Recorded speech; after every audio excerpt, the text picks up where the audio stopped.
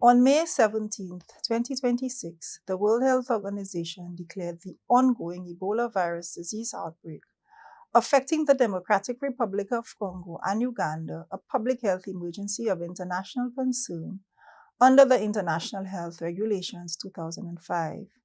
The declaration of a public health emergency of international concern underscores the need for heightened international and regional vigilance and coordination, especially given the current situation in conflict-affected regions with limited access to healthcare services. Although at present, this event is not classified as a pandemic, coordinated international action is required. On June 23rd, the Democratic Republic of the Congo Ministry of Health reported a cumulative total of 1,094 confirmed Ebola virus disease cases, including 277 confirmed deaths and 387 individuals hospitalized in isolation as of June 22nd. This represents an increase of 46 confirmed cases and 10 deaths since the previous update published. As of June 24th, Uganda had reported a total of 20 confirmed Ebola virus disease cases, including 2 deaths. On June 24th, the French Ministry of Health reported 1 confirmed case of Ebola virus disease in France. Previously, only 1 other confirmed case outside the affected region had been reported. That is, on May 19th, a United States citizen who was medically evacuated to Germany for treatment. Both cases were imported from areas affected by the ongoing outbreak in the Democratic Republic of Congo.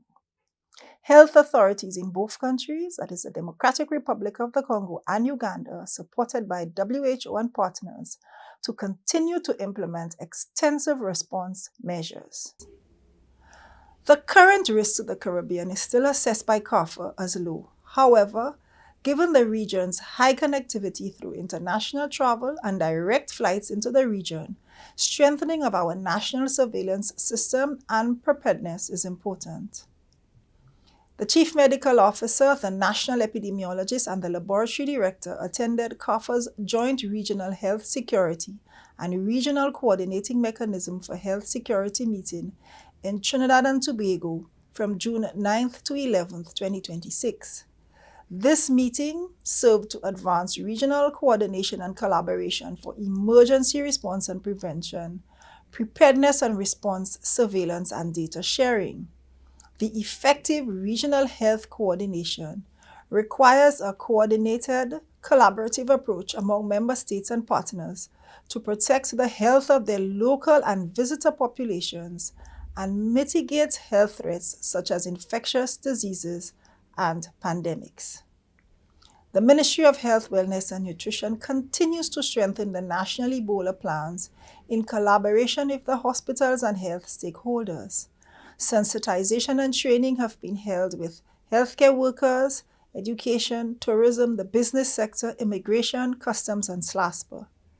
Interventions continue to strengthen the ports of entry to support timely identification, reporting, and management of travelers who may have been exposed to Ebola virus disease or traveled from affected countries within the previous 21 days.